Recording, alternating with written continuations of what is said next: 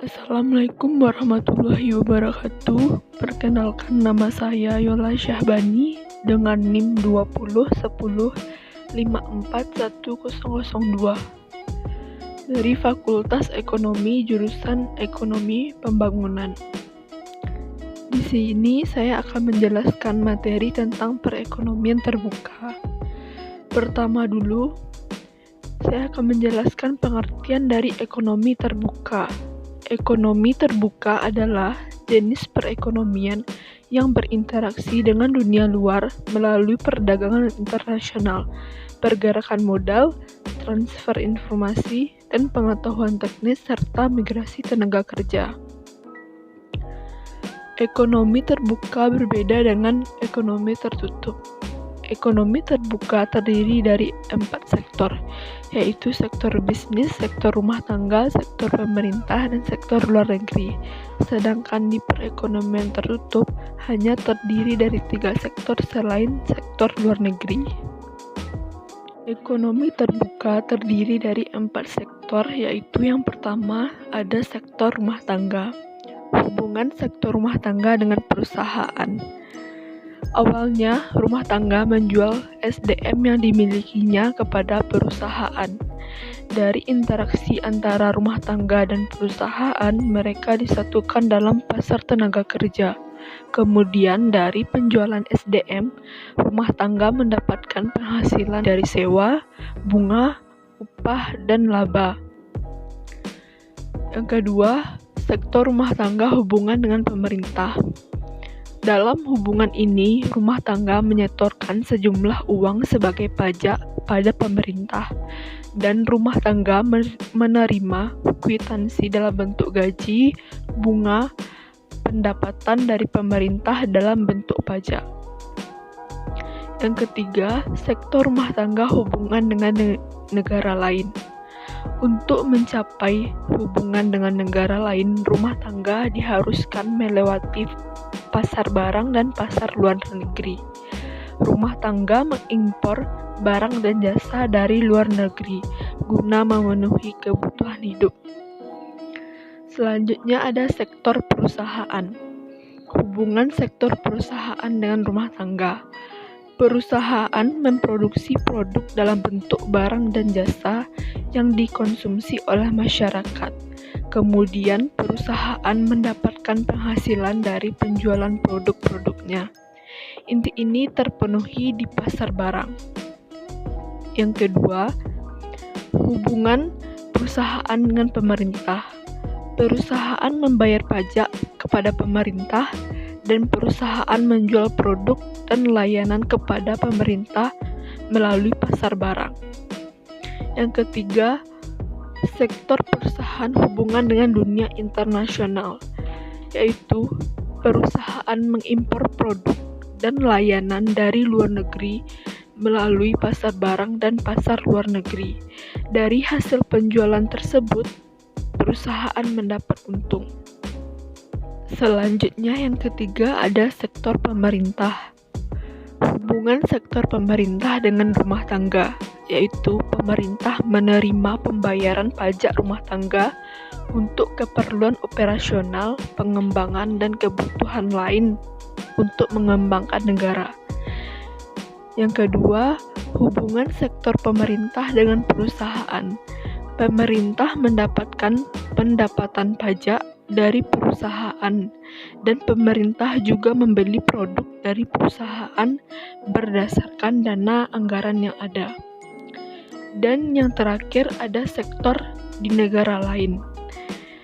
Hubungan sektor negara lain dengan rumah tangga, yaitu negara-negara internasional menyediakan barang dan jasa untuk kepentingan rumah tangga yang dilakukan di pasar luar negeri. Dari pasar luar negeri hingga pasar barang domestik, sehingga produk yang dihasilkan dapat dibeli oleh rumah tangga. Sehingga dari transaksi jual beli ini, negara lain mendapat untung. Kemudian, hubungan dengan perusahaan dunia internasional atau negara lain. Mengekspor produk mereka ke bisnis perusahaan. Aliran barang dan jasa juga melewati pasar domestik dan kemudian masuk ke pasar barang. Dari proses tersebut juga menghasilkan untung. Selanjutnya ada sirkulasi aliran pendapatan yang berlaku dalam sistem ekonomi terbuka 4 sektor. Pada aliran 1 terdiri dari upah atau gaji, sewa, bunga, dan laba yang merupakan aliran pendapatan rumah tangga yang diperoleh dari jasa faktor produksi yang di dalamnya termasuk tenaga kerja, modal, dan alam. Yang kedua, terdapat aliran kedua yaitu pihak perusahaan melakukan pembayaran pajak kepada pemerintah atas barang dan jasa yang diproduksi, serta pajak lainnya yang harus ditanggung perusahaan. Selanjutnya, aliran ketiga, terdapat rumah tangga mempunyai kewajiban membayar pajak kepada pemerintah, baik dalam bentuk pajak pertambahan nilai maupun pajak lain sebagai wajib pajak. Kemudian ada aliran keempat, yaitu pembayaran rumah tangga, karena melakukan pembelian barang dan jasa dari perusahaan dalam negeri. Selanjutnya aliran kelima, sebagian dari rumah tangga melakukan pembelian barang dan jasa dari luar negeri, sehingga dana mengalir ke luar negeri dan barang atau jasa mengalir ke luar negeri.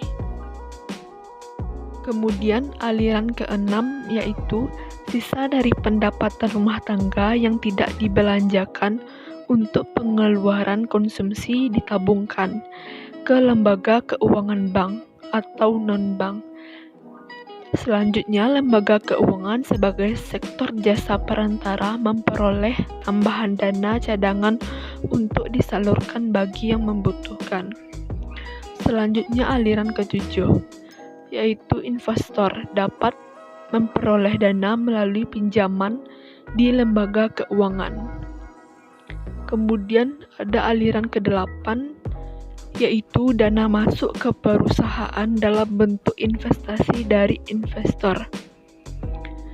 Selanjutnya aliran ke-9 ada pemerintah yang juga melakukan pembelian barang dan jasa ke perusahaan. Selanjutnya pihak perusahaan memperoleh pemasukan dana dari pembayaran pemerintah.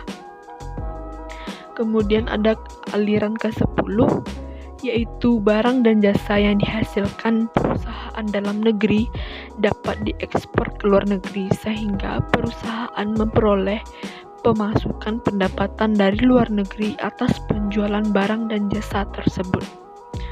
Kemudian yang terakhir ada aliran ke-11, yaitu sebagai usaha mensejahterakan masyarakat, pihak pemerintah juga melakukan pembayaran transfer ke sektor rumah tangga, sehingga bantuan tanpa imbalan jasa ini merupakan bagian penerimaan rumah tangga yang menambah pendapatan disposable.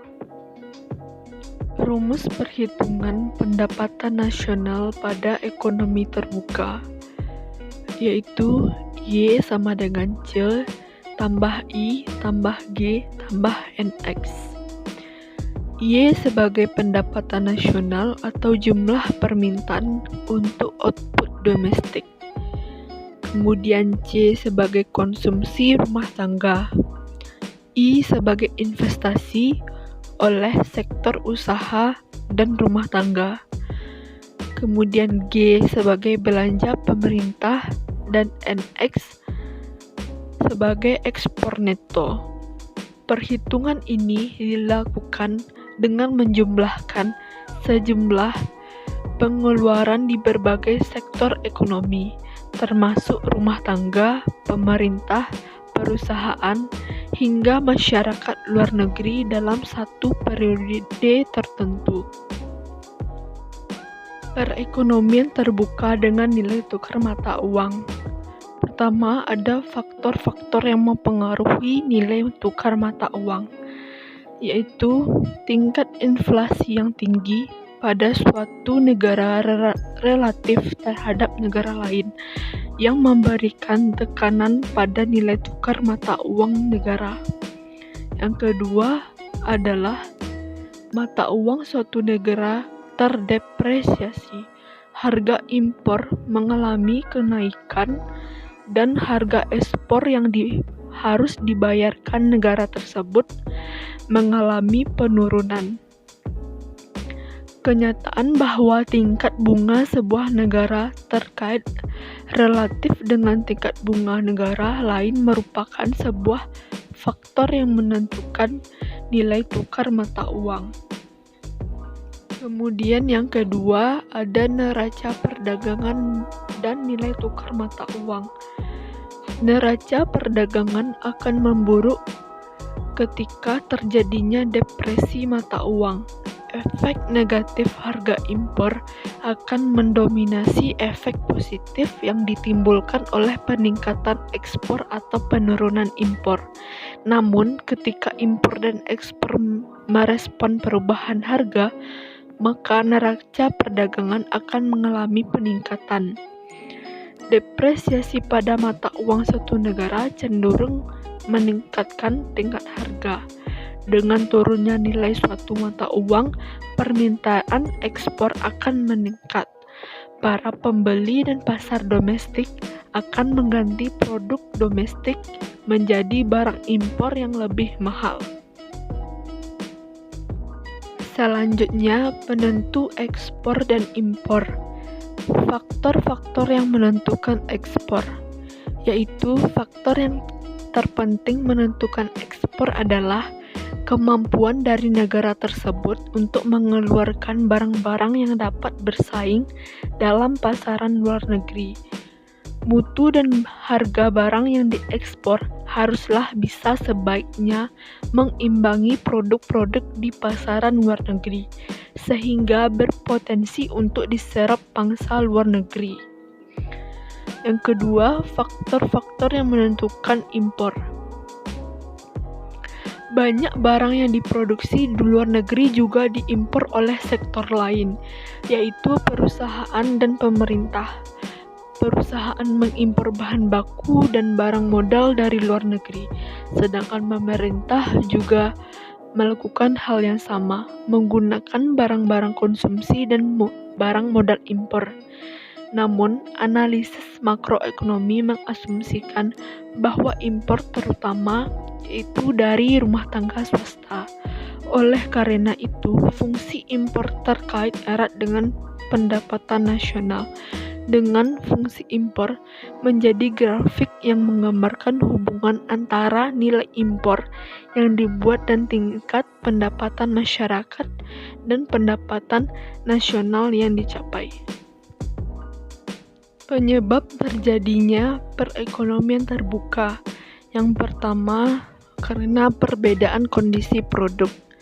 Alasan perbedaan kondisi suatu produk ini lebih cenderung mengarah pada kualitas produk, yang juga menjadi alasan terjadinya perdagangan internasional.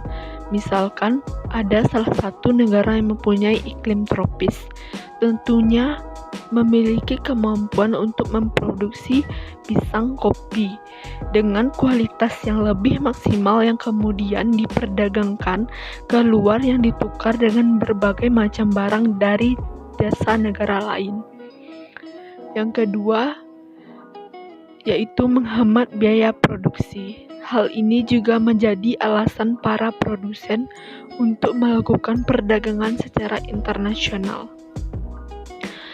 Inti dari alasan ini adalah untuk menekankan tingginya biaya produksi dengan cara menghasilkan produk dalam skala jumlah besar. Kemudian, yang ketiga, ada perbedaan tingkat selera, yaitu kondisi sebuah produk dari berbagai daerah itu sama. Perdagangan internasional tetap mungkin akan terjadi apabila masing-masing produk di suatu negara memiliki selera yang berbeda. Kemudian, adanya prinsip perbandingan keunggulan.